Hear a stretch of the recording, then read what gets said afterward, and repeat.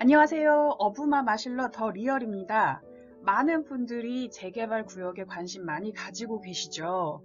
재개발 가능성이 있는 곳을 찾으시는 분들도 참 많습니다. 그렇다면 제일 먼저 봐야 할 곳이 바로 재개발 진행이 한번 발을 들여놨던 곳이죠. 조합이 해산되고 정비구역에서 해제가 됐다고 해서 평생 재개발 사업을 진행하지 않겠다라는 의미는 아닙니다. 그러니 재개발 가능성이 있는 곳을 찾으시는 분들이 계시다면 재개발 해제구역을 먼저 알아보세요.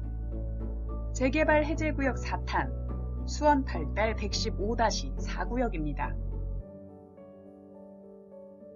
수원시에는 재개발 해제구역 9곳이 있습니다. 장안구 조원동에 111-2구역, 서둔동에 3곳, 그리고 권성구 고색동에 2곳, 권선구 세류동에 113-5구역, 팔달구 매산로 3가에 115-4구역, 그리고 가장 최근에 구역에서 해제가 된 팔달구 지동의 11구역까지. 이 9곳의 정비 구역들은 왜 해제가 되었을까요? 어부마에서 주택 재개발 정비구역 해제의 히스토리를 살펴봅니다. 어부마에서는 1, 2, 3탄을 통해서 조원동, 그리고 서둔동, 세류동의 재개발 해제구역들을 살펴봤는데요. 오늘은 수원 8달 115-4구역 보시는 이곳입니다. 수원 115-4구역은 팔달구 매산로 3가 109-2번지 1원입니다. 수원시 2010 도시주거환경정비 기본계획에서 재개발 정비 예정구역으로 포함이 됐었던 것이죠.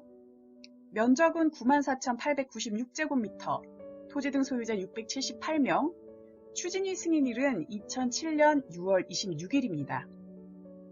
위치적으로 살짝 보시면 지금 이쪽이 수원역이고요. 여기 표시하는 곳이 지금 매교역입니다. 도보 15분 정도로 수원역과 매교역을 이용할 수 있을 것 같아요. 구역의 아래쪽에 위치한 이 아파트는 대한대우 푸르지오고요. 오른쪽은 수원역 해모로입니다. 구역 위쪽에 지금 공사 현장 보이시나요? 이 공사 현장이 2022년 8월 힐스테이트 푸르지오 수원이 들어서는 8달 6구역이죠. 수원 115-4구역은 수원시 2010 도시주거환경정비 기본계획에서 2006년 정비 예정구역으로 지정이 된 후 추진위 승인을 받았거든요. 근데 그 이후의 단계로는 진행되지 않았습니다. 그러니까 말하자면 최종적으로 정비구역으로 지정되지는 않은 곳이었죠. 수원 115-4구역은 2012년 9월 11일 정비 예정구역 해제를 위한 공람 공고가 올라옵니다. 그리고 2012년 11월 7일 수원 115-4구역은 재개발 정비 예정구역에서 해제가 되었습니다. 해제 사유를 보면 정비 예정구역의 추진 상황으로 보아 지정 목적을 달성할 수 없다. 수원의 재개발 해제구역 9곳 중에서요. 본격적으로 사업을 시작도 하기 전, 그러니까 구역 지정이 되기 전에 정비 예정구역인 상태에서 해제된 구역으로는 유일합니다. 기사를 잠깐 보실까요? 수원 115-4구역은 추진위가 구성된 상황임에도 정비 예정구역에서 정비구역으로 이르지 못한 유일한 구역이 됐다는 기사예요. 수원 115-4구역은 재개발을 반대하는 민원이 지속적으로 제기가 됐던 곳인데요. 정비 예정구역 해제 공람 공고를 하기 전에 수원 시민배심법정에서 재개발 사업 진행에 관한 논의까지 이루어졌던 곳입니다. 참고로 시민배심법정 제도란 시민생활과 밀접한 시정 주요 시책 결정 과정에서 예상되는 갈등, 그리고 장기간 해결되지 않거나 반복적으로 제기되는 갈등에 대하여 이해관계가 없는 시민들이 배심원으로 참여해서 갈등을 조정하고 합리적인 해결 방안을 모색하기 위한 제도라고 해요. 이 지역에서 이 논의까지 거치면서도 어떤 합의점을 찾지 못하고 정비 예정 구역에서 막을 내린 수원 115-4구역입니다. 재개발 정비구역의 지정 목적을 달성하기 어려웠다는 이유를 조금 더 살펴보기 위해서 시민 배심 법정의 상황을 한번 찾아봤는데요. 2012년 2월 8일의 기사입니다. 수원시 시민 배심 법정 열린 날. 여기 보시면 신청인은 재개발 반대위원회, 그리고 피신청인은 수원시 도시재생과입니다. 재개발 반대위원회는요, 추진위원회를 해산해달라, 재개발 사업을 취소해달라, 그리고 토지 등 소유자 찬성 명부 공개, 그리고 추진위의 회계장부를 공개해달라, 그리고 토지 등 소유자에 대해서 설명의 개최 여부, 횟수 등의 자료를 공개해달라 라고 요구를 했다고 해요. 이에 대해서 수원시는 추진위의 해산은 법정 요건에 맞지 않고, 그리고 재개발 사업성 분석은 필요하겠다. 그리고 토지 등 소유자 찬성 명부, 추진위 회계장부는 법률에 의해 미공개고, 명부를 공개한다고 해도 또 다른 갈등이 유발될 수 있겠다. 그리고 토지 등 소유자 설명회를 개최하는 것에 대해서는 그동안 순회교육으로 계속적인 교육을 실시했었다 등의 답변을 내놨다고 합니다. 조금 더 살펴볼게요. 내면을 조금 더 들여다보면요. 이 구역은 재개발 반대위원회, 그리고 수원시 추진위원회, 이렇게 복합적인 갈등이 나타납니다. 재개발 반대위원회는 진행이 지지부진하게 된 건 행정의 잘못이 크고 추진위원회에도 문제가 있다. 그러니 모든 걸 원점으로 되돌려달라.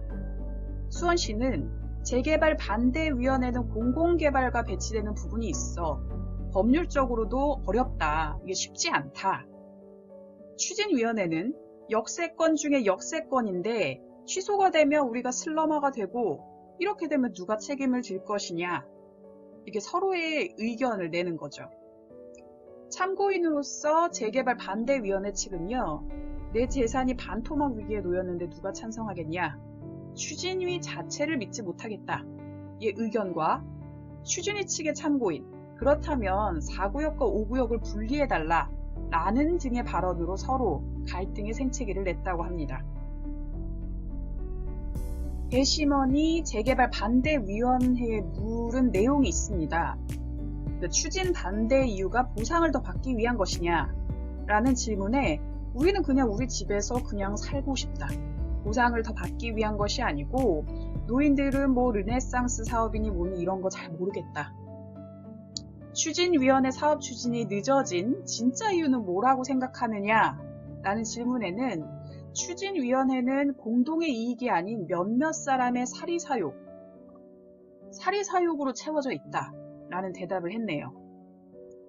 회계장부 공개에 관한 건 어떻게 몇 번이나 어떤 방법으로 요구했는지에 관한 질문에는 3차례나 공문을 보냈지만 답을 보내오지 않았다 라는 답변을 볼 수 있었습니다. 그렇다면 이제 배심원들이 수원시와 추진위에게 물은 내용도 살짝 살펴볼게요. 배심원이 수원시에 물었을 땐 가장 중요한 것이 바로 이겁니다. 이 사업은 주민의 동의 없이는 할 수 없다 라는 것. 그리고 추진위원회에게 물은 내용의 답은 질문과 답이 하나밖에 안 나오더라고요. 추진위와 주민과의 갈등의 주 원인은 뭐냐? 가장 중요한 질문이죠. 사업성에 대한 기대와 평가가 서로 다르다 라는 대답입니다. 최종 발언입니다. 신청인, 그러니까 재개발 반대위원회죠. 가장 큰 워딩은 이겁니다. 재개발을 알고 나서부터 반대를 하게 됐다. 우리는 반대다. 정비 예정구역 해제 사유였던 지정 목적을 달성하기 어려웠다는 이유 짐작할 수 있습니다. 수원 115-4구역 시민배심법정의 열린 날의 상황을 기록한 자세한 기사는 제 블로그에서 보실 수 있습니다.